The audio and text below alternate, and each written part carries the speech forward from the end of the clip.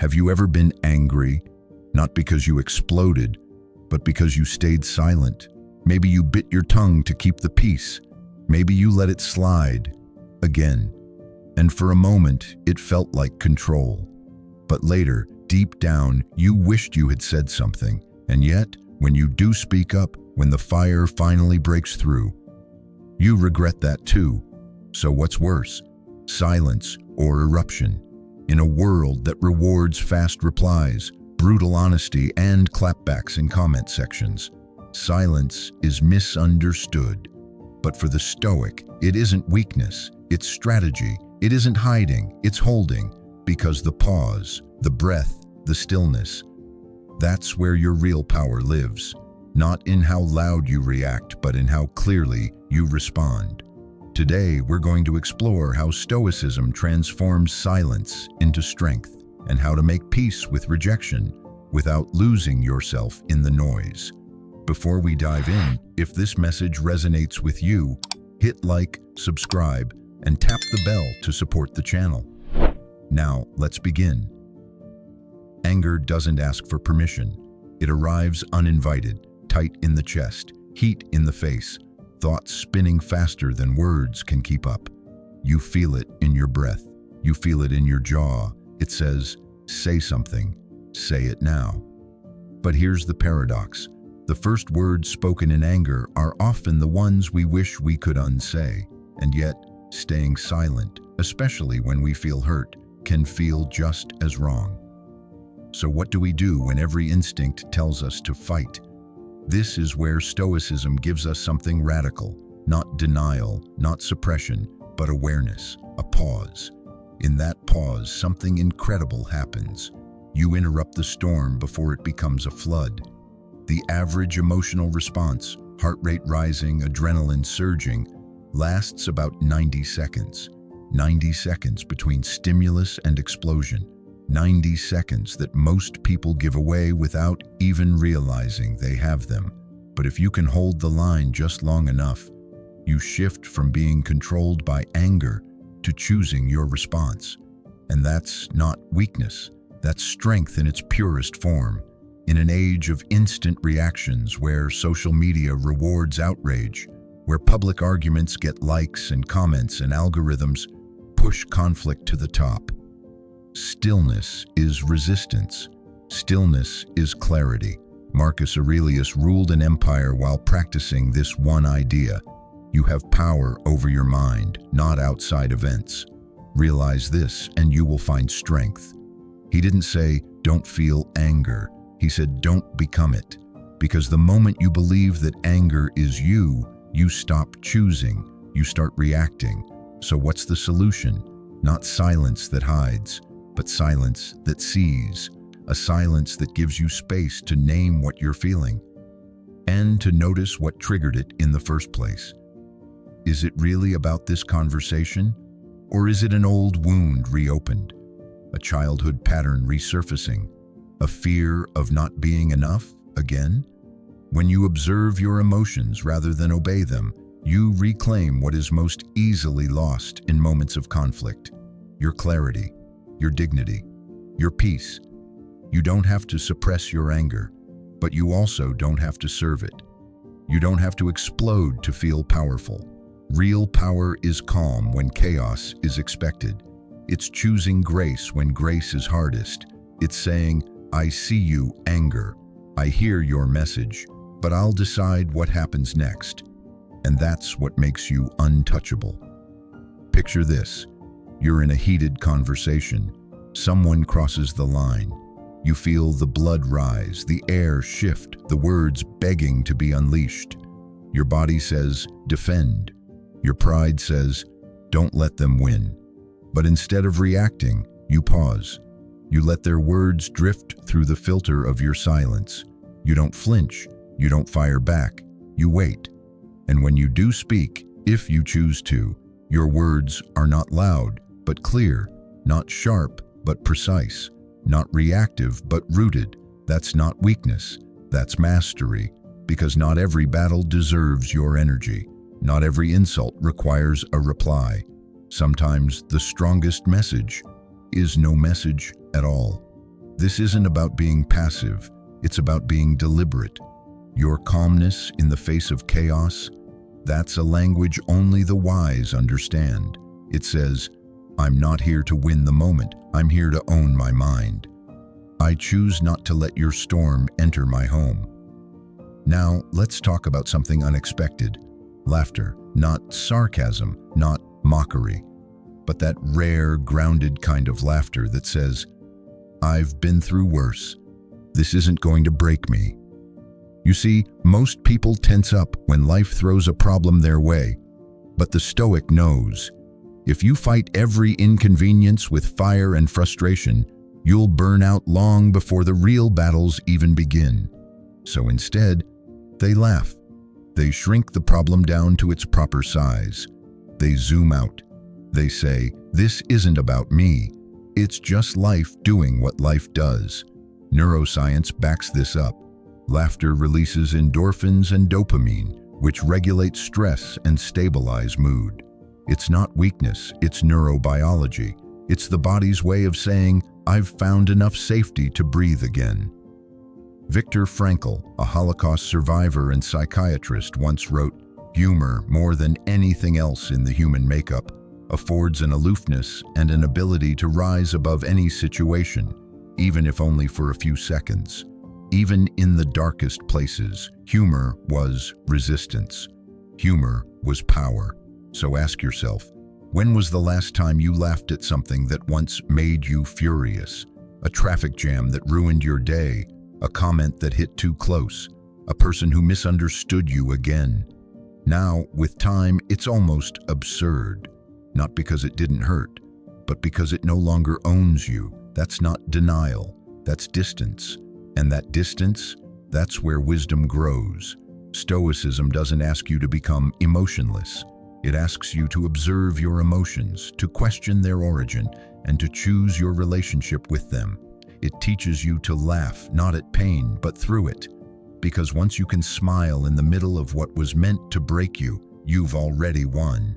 Coming up next, the hidden cost of always needing to be understood, and how learning to let go of external validation gives you back your peace. But for now, ask yourself, what can I laugh at today that once consumed me yesterday? And maybe, just maybe, you'll find that the battle was never out there. It was always in here. The ego whispers loudest when silence would serve us best. It tells you, don't back down. Make them see your worth.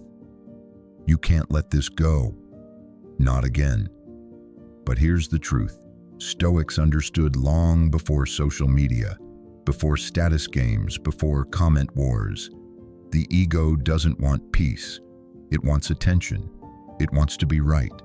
And most of all, it wants to take everything personally. Someone cuts you off in traffic, and your nervous system lights up like an alarm. But is that really about you? Or is it your ego demanding to be acknowledged, defended, respected? Let's be honest. We've all let moments like this ruin a perfectly good day. One careless look, one passive-aggressive email, one sentence that might have been a slight.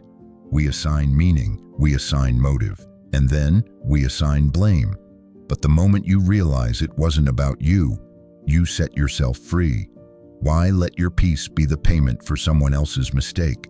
Maybe that person is in pain, maybe they're exhausted, maybe they're careless, or maybe they're just human, like you. Either way, their chaos doesn't deserve a seat at your table. As Viktor Frankl said, between stimulus and response, there is a space. In that space is our power to choose our response. In our response lies our growth and our freedom. And what about failure? The job you didn't get, the relationship that ended, the goal that slipped away. At the time, it felt like devastation, but now, months or years later, you might even smile thinking about it, because what once looked like an ending was actually a redirection. That's the power of perspective. That's the gift of distance. And laughter, real laughter, not out of mockery but clarity, is often the clearest sign that you've healed beyond the moment. Here's a practice. The next time frustration builds, Try this simple 3-step formula. Pause. Let the wave rise, but don't ride it yet. Breathe. Let oxygen slow down the fire inside. Smile. Even if it's small, even if it's forced at first, let your body remember, this is not the end. It's just a moment. And maybe, just maybe, you'll realize you don't need to win this moment because you're aiming to win the long game. Let me ask you something. Have you ever won an argument, but walked away feeling more hollow than whole? You proved your point. You shut them down. But you lost something you didn't expect. Your calm, your center, your clarity. Stoicism invites us to stop chasing short-term victories because not every battle is yours to fight. Not every truth needs to be shouted. Not every wrong needs to be corrected in the moment. Marcus Aurelius ruled Rome under unrelenting pressure, yet he wrote in his journal, not for power, not for praise, but to remind himself, you have power over your mind, not outside events. Realize this, and you will find strength. He didn't waste time trying to control what others thought, said, or did. He focused on the only battlefield that mattered, his own inner world. So the next time you feel pulled into conflict, ask yourself, is this truly worth the cost of my peace? And if it's not, walk away with your silence, not in surrender, but in sovereignty. Here's a truth we rarely say out loud. You can win the argument and still lose yourself. You can make your point and walk away feeling hollow, because some victories cost more than they're worth. Some flames, once lit, don't just burn the other person. They scorch you too. The Stoic doesn't avoid confrontation out of fear. They avoid it out of focus. They understand this simple principle. Just because you're provoked doesn't mean you're summoned. In a world that rewards outrage, Stoic strength is refusing to let other people decide where your energy goes. Let's be honest. How many debates have truly changed someone's mind? How many fights have left you feeling better, not just in the moment, but in the days after? How many arguments have given you real clarity or just temporary control? Marcus Aurelius reminded himself daily, you don't control the behavior of others, only your own mind, your own choices. That's not apathy, that's alignment, because the goal isn't to be right. The goal is to stay rooted in who you are, rooted in the kind of life you're building. Ask yourself, are you trying to prove something or protect something? Because those are two very different energies. One is about ego, the other about mission. And when your mission is peace, you stop throwing fire at every spark. You start choosing which flames are worth putting out and which are better left to die on their own. Here's a simple test. Before you respond, pause and ask, what am I actually trying to accomplish here?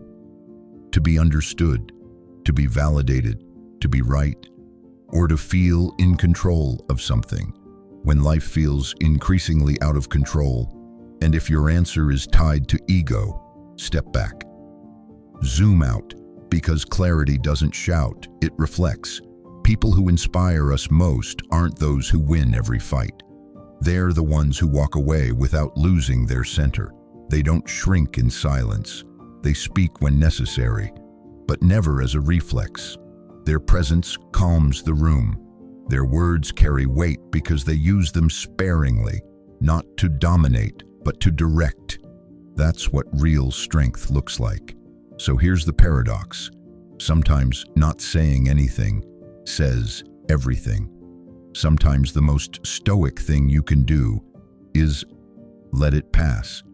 Not because you're weak, but because you're watching the bigger picture. You're not here to win every moment. You're here to live with meaning, to build something solid, not reactive, but resilient. A life where you don't flinch at offense, don't spiral at misunderstanding, don't chase down every insult like it deserves your breath. That's not detachment, that's direction. Let's imagine a moment. You're in a heated conversation. Your heart is racing, your chest tightens. You feel the urge to cut them off, to say something sharp, to win. Now freeze that moment. Not the world around you, just you. Right there, between the stimulus and your reaction, there's a gap. And in that tiny space, that's where your entire future lives.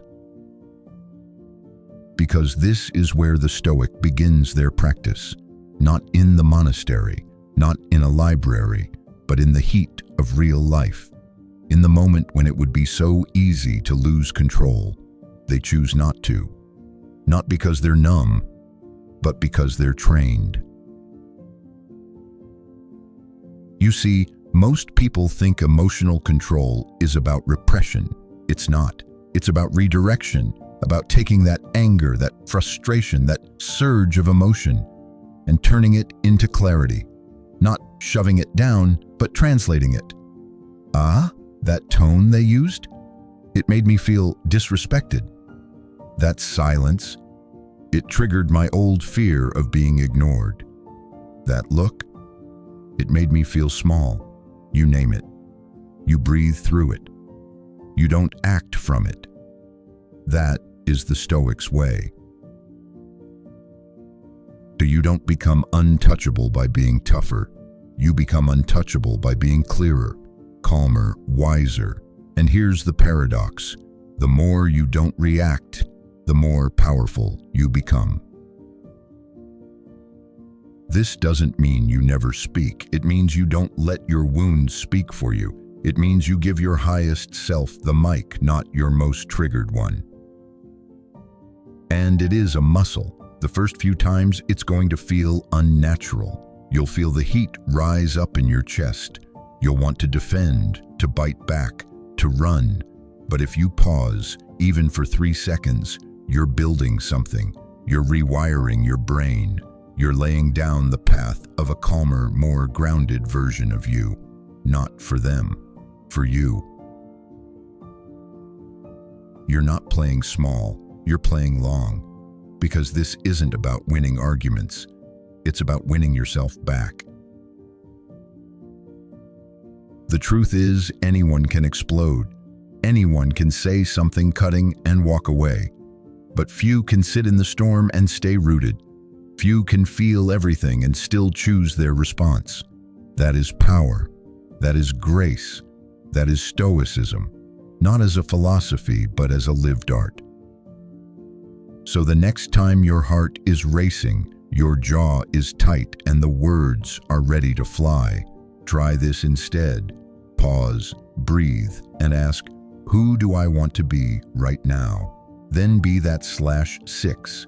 Accept the truth about life and people. Most pain doesn't come from what people do. It comes from how we expected them to be. We wanted honesty and got excuses. We wanted empathy and met judgment. We hoped for presence and got distraction. We expected them to show up and they didn't. But the real hurt isn't just their actions. It's the gap between our script and their reality. Stoicism doesn't tell you to stop caring. It asks you to care differently, to stop trying to fix the river and start learning how to swim.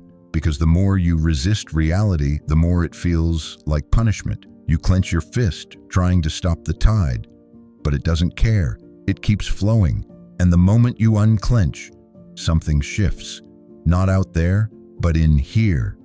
You begin to experience a new kind of peace, not because people changed, but because you released them from the story they never signed up for. Be kind, Socrates said, for everyone you meet is fighting a hard battle. Yes, even the ones who ghosted you. The ones who lied, the ones who never said thank you. Behind that behavior, confusion, fear, pain. This isn't to excuse the damage, but to understand its source. We're all human, and many haven't gone very far yet. So what if, just for today, you accepted that some people won't show up, that some will be selfish, that some won't see your worth, and that's not a reflection of you. It's a reflection of their own limitations. And in that moment of acceptance, you get your power back. Because acceptance isn't giving up. It's not numbness, it's not indifference, it's clarity. It's realizing that you can stop waiting for the world to behave. You can start behaving like yourself, like the self you're proud of, rooted, calm, unshaken. So next time someone disappoints you, pause before the spiral and ask, was I reacting to what happened or to what I thought should have happened? That one question can set you free. You can't control who apologizes. You can't control who sees your worth. You can't control how someone responds to your truth. But you can control this, whether you let it define you, whether you carry it around like baggage that was never yours to begin with, whether you turn someone else's silence into your personal sentence. And that shift from control to acceptance, it doesn't make you weaker, it sets you free. Because the truth is, you can waste years trying to fix people who don't want to change.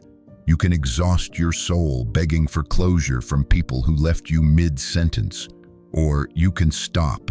You can walk away with your dignity intact. You can stop spinning in someone else's storm and start listening to the calm inside your own. This isn't apathy, this is emotional clarity, this is radical peace. As the Stoics would say, reality is not your enemy, your resistance is. So ask yourself, where am I still fighting what is? Where am I trying to rewrite people's behavior to soothe my insecurity? What would happen if I stopped? You'd breathe deeper, you'd sleep better, you'd finally make peace with what you cannot change, and reclaim everything you still can, because the Stoic path isn't about hardening. It's about softening into truth. It's not about being cold. It's about being clear that your energy is precious, clear that your peace is earned, and clear that your value is not up for debate, not even on the worst day. That's not giving up, that's growing up. Not everything is about you. That sentence alone can set you free. You see, people don't respond to you. They respond to their own fears, their own stories. You could be quiet and they'll call you cold. You could speak the truth and they'll call you cruel. You could give your all and someone will still say it's not enough. That's not your fault. That's their lens. But here's the danger. The moment you start taking everything personally, you hand over the steering wheel of your peace. One comment ruins your day. One silence keeps you up at night. One rejection makes you question your entire worth. But the Stoics knew better. You are not the center of everyone's universe. And that's a good thing because it means you're free. Free to live according to your values, not their reactions. So next time you're tempted to spiral, pause. Ask yourself, what if this isn't about me? And even if it is, does it define me? Because once you stop making everything personal, you stop turning strangers into judges and emotions into prisons. You return to your center. You respond instead of react. You protect your peace without needing permission. That is the Stoic way. Take responsibility for your actions, not other people's responses. So keep your heart where it belongs. Let the moment pass. And remember, not every opinion deserves a place in your mind. Not every comment deserves entry into your soul. And not every moment requires an explanation. Some things are better left unanswered. Anger loves a rerun. It plays the argument on loop. The words you should have said, the moment you should have walked away, it rewrites the scene until it devours your peace. And here's the cruel irony. You burn, but nothing changes. You explode, but the problem stays. Louder doesn't mean wiser, and retaliation doesn't mean resolution. So why do we go back to anger? Because it feels like action. Because in a moment of powerlessness, it gives us something, even if it's just noise.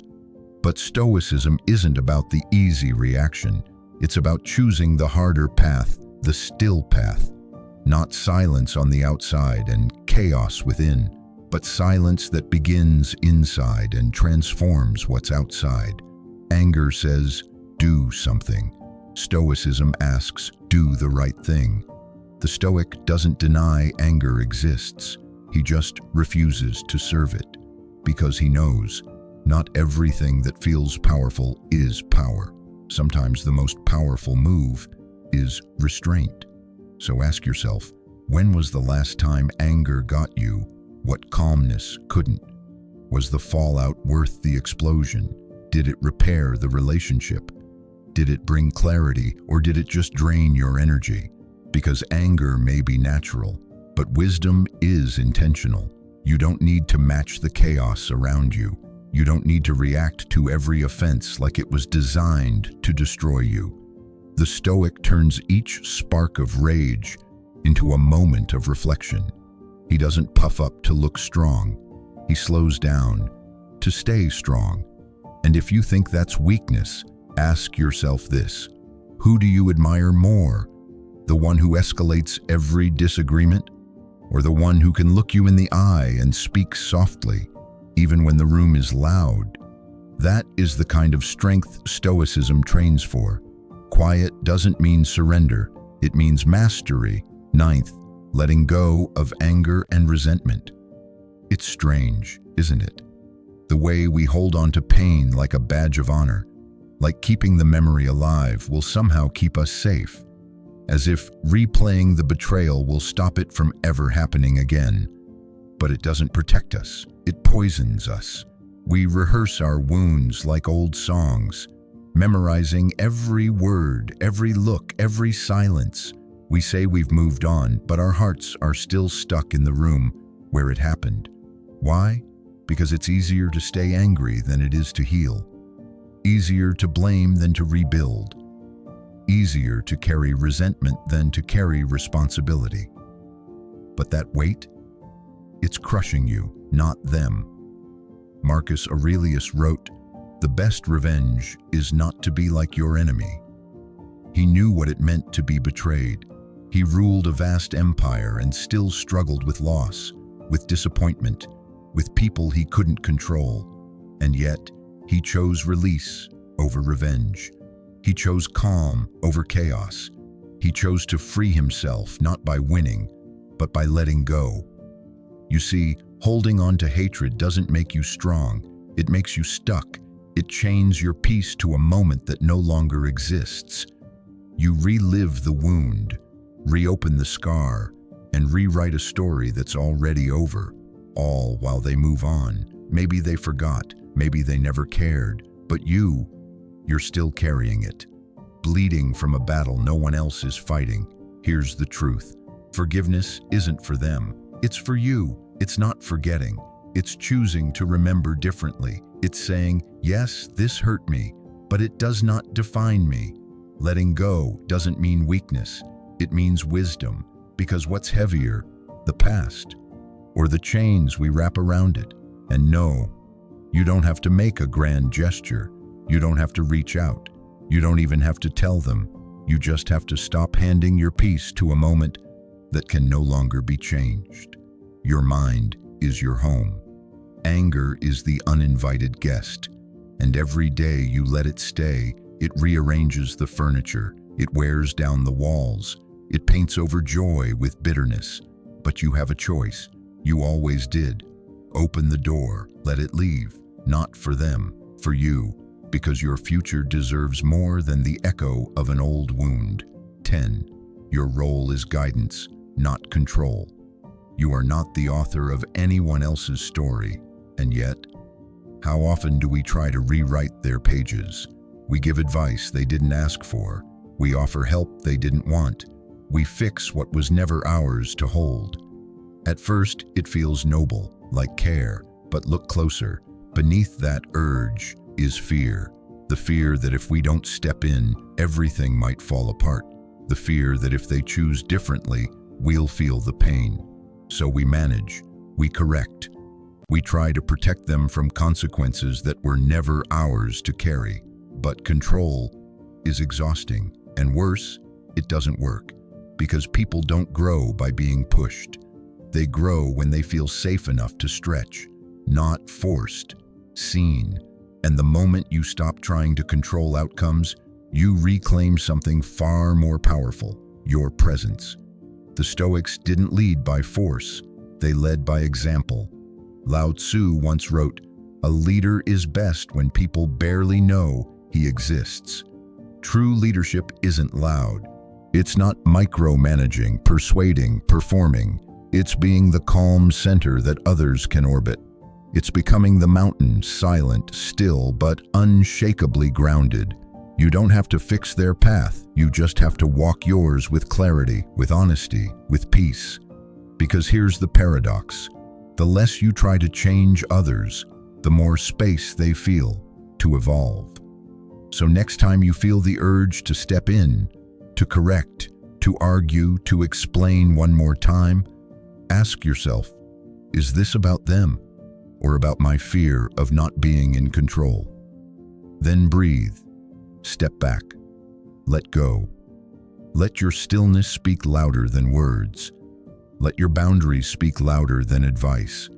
Let your integrity echo longer than any argument ever could. Because when people remember you, they won't remember your instructions.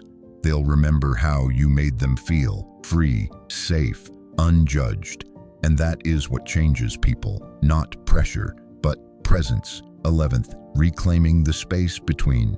There's a brief moment, so small it often goes unnoticed, between what happens and what you do next. It's not flashy, it's not dramatic, but that moment is your entire life. Because in that space lives a question. Will I react or will I respond? The ACD model, awareness, control, direction, isn't just a technique. It's a reprogramming, a quiet revolution. It teaches you to stop handing your emotional state to the outside world as if it owns you. Someone cuts you off in traffic. You don't have to spiral into rage. Your boss criticizes your work. You don't have to collapse into shame. A friend goes silent. You don't have to write a story of rejection in your head. You get to ask, is this true or just familiar? Is this me or my old survival pattern talking? Awareness is the pause. Control is the breath. Direction is the choice. You get to turn pain into perspective, tension into training, reaction into reflection. That's the power most people never tap into, because it's not natural, it's practiced. But when it becomes your new default, the world stops feeling so threatening, because your peace is no longer dependent on their tone of voice, on the weather, on the headline, on the outcome. You become undisturbed. Not because you don't feel, but because you no longer follow every feeling like it's a fact. You lead yourself. That is Stoicism, not a lack of emotion, but the presence of intention. So today, catch yourself in the middle, between trigger and habit, between heat and voice, between thought and movement, and choose the quiet power of redirection. Because when you master the moment in between, you don't just survive life, you transform it. 12. The strength to seek peace. You've been taught that the loudest voice wins, that if you let someone get away with it, you're weak. That compromise is surrender. But what if that's a lie? What if true power isn't in the comeback, but in the pause? What if strength isn't about being right, but being wise enough to ask, what am I actually fighting for? The Stoics didn't fear conflict, but they didn't worship it either. They knew every argument is a fork in the road. You can prove your point, or you can protect the relationship, rarely both. It takes no courage to yell, but it takes a mountain of restraint to breathe, to soften your voice, to choose connection over conquest. So the next time you feel the heat rising, stop. Ask yourself, do I want to be right? Or do I want to move forward? Because progress doesn't come through dominance. It comes through understanding. That doesn't mean you abandon your values. It means you hold them without using them as weapons. It means you learn to speak truths that don't pierce, but build bridges. Peace isn't passivity, it's precision. It's the strength to say, Maybe we're both seeing different parts of the same thing. Maybe I don't need to win this round, to win in the long run. You can't control what the other person hears, but you can control what you say and how you say it. Remember, most people don't change when they're cornered. They change when they feel safe enough to grow. So be that space, be the calm, be the one who listens twice before speaking once. Because in a world obsessed with being loud, your quiet presence becomes unforgettable, and that is real influence. 13. Your body knows before you do, before the words, before the outburst, before your brain catches up. Your body already knows. It tightens, it stiffens, it flinches, a fist clenches, your jaw locks, you hold your breath. This is where your real practice begins. Most people believe emotions start in the mind, but often they begin somewhere deeper, quieter in the nervous system. And your nervous system doesn't lie. Long before you scream, long before you act out, your body whispers. And the Stoics knew this, because what good is wisdom if it only arrives after the damage is done? The key is noticing the signal, not after the storm, but before it even forms. Because once you're triggered, you have seconds, maybe less, to choose awareness over automation. But here's the catch. Most of us were never taught to listen. We were taught to suppress, to tough it out, to ignore that lump in the throat, that weight in the chest, that sting behind the eyes. And in doing so, we lost the map back to ourselves. But you can get it back. You can relearn the language of the body. It starts small. Next time your stomach knots, pause. Next time your shoulders rise, drop them. Next time your heart races, breathe and ask, what am I really reacting to? Is this now or is this then? Because sometimes your body isn't reacting to this moment. It's echoing an old one, a wound you never got to explain, a memory you never got to finish, a fear you never got to name. But you can finish it now, not by fighting it, but by feeling it, fully, honestly, patiently. This is not weakness. This is emotional strength. The strength to stay, to breathe, to name what's happening without shame. Because you can't shift what you won't sense, and you can't release what you refuse to feel. The Stoic path isn't about cutting off emotion. It's about tuning in early enough to choose what kind of person you'll be when it matters most. It's not about being numb. It's about being aware. So aware that no old wound gets to drive your future. Your body is not a battlefield. It's your guide, a wise living compass. And when you learn to listen to it before it screams, you unlock a power most never access, the power to interrupt a pattern before it becomes a personality. So next time your palms sweat, next time you tense up in silence, next time your breath shortens for no reason, don't ignore it. Don't run, lean in. Because the path forward doesn't begin in your mind. It begins in your skin. 14. Protect your peace like it's sacred. Not everyone deserves your energy. Not every argument deserves your presence. And not every opinion should get a seat at your emotional table. This isn't arrogance. It's alignment. It's knowing that your peace, your clarity, isn't just nice to have. It's essential. When you react to everything, you lose the ability to respond to anything with wisdom. And the Stoics understood this long before social media existed.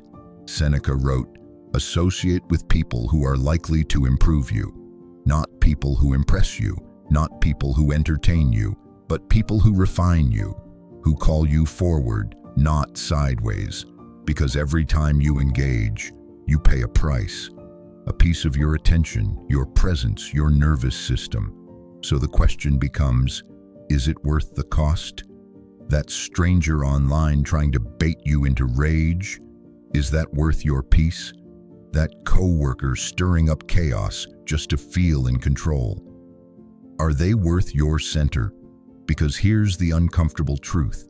If you don't choose your battles, your emotions will be drafted into wars that aren't even yours. And over time, your mind becomes a battlefield, not because of what's happening outside, but because of what you've allowed inside. But there is another way. It starts by realizing your attention is currency, and not everyone has earned the right to spend it. Sometimes walking away is the most stoic thing you can do, not because you're avoiding the fire, but because you finally stopped adding wood to it. Selective attention isn't cold, it's wise. It's saying, I don't need to prove anything here. I just need to protect what took me years to build. And that's your inner stillness, your groundedness, your ability to return home to yourself when the world tries to pull you in every direction. Because here's what most people never learn. Peace isn't given, it's guarded, moment by moment, choice by choice. And the people who guard it well, they don't become emotionless. They become unshakable. So next time you feel pulled to respond, pause. Next time your ego gets scratched, breathe and ask, do I want to win this argument or do I want to win myself back? Because sometimes silence isn't weakness, it's strength cloaked in restraint. It's not the absence of power, it's the proof that you own it. And that kind of power, it's rare, it's quiet, and it changes everything. 15th, gratitude, the antidote to anger. Anger narrows your vision, gratitude opens it. It's as simple and as powerful as that. You see, most people think anger needs to be controlled, pushed down, suppressed. But what if it doesn't need to be silenced? What if it needs to be outshined? Because real anger doesn't come from the moment, it comes from meaning, from the stories we tell ourselves. This shouldn't have happened. I deserve better. They crossed the line, and sometimes they did. But the Stoics knew this. You don't fight fire with more fire, you fight it with perspective. Marcus Aurelius, who faced betrayal, war, and loss, didn't try to control the world around him. He trained his attention on what remained good. He wrote, "You could leave life right now. Let that determine what you do, say, and think." That's not despair, that's clarity. It's the realization that every breath you take is a miracle unearned. Every moment you get is a gift that someone else won't see tomorrow. So the next time your chest tightens, the next time your fists clench and your voice rises, pause, take a breath, and name 3 things you're grateful for right now, not tomorrow. Not when things calm down, right now. Maybe it's your lungs. Maybe it's a friend who never gave up on you. Maybe it's simply the chance to begin again. That shift from what you lack to what you have isn't just a nice idea, it's a neurological reset.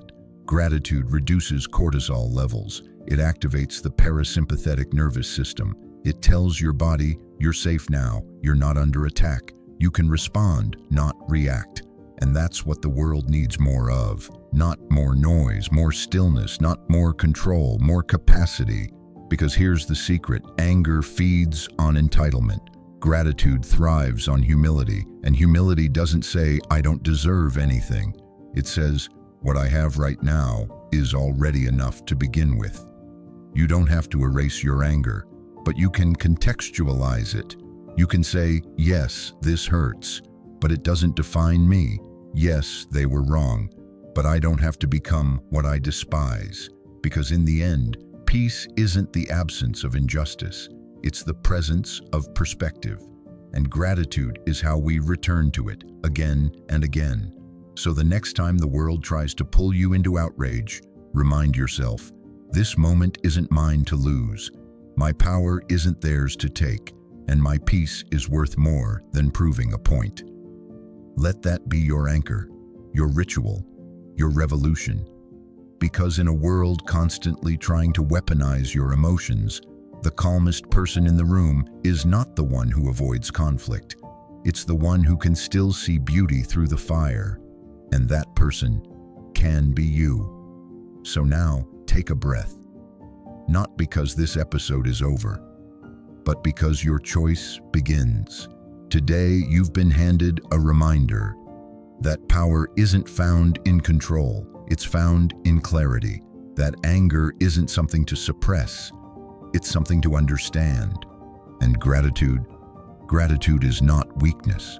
It's a form of strength quiet enough to endure and loud enough to transform. You don't need to win every argument. You don't need to fix every problem. You need to decide in this small, ordinary moment whether you'll live on reaction or rise through response. That's the Stoic path. Not one of perfection, but of presence, of reclaiming just 1 inch of your mind from the noise, from the world, from the fire that demands you shout. You don't have to be famous, brilliant, or untouchable. You just have to be still when it counts. And when you do, the world doesn't just notice. You notice. You start to feel the difference in how you breathe, how you love, how you carry pain without letting it carry you. So I'll ask you this. What will you do with the pause between impulse and action? That space, that tiny, sacred pause, that's where your real life lives. That's where change begins. Which Stoic lesson will you begin living today? And if this episode brought you clarity, could you not keep it to yourself? Tap like to help others find it. Hit subscribe to walk this journey together, and turn on the bell so you never miss an episode. Until next time,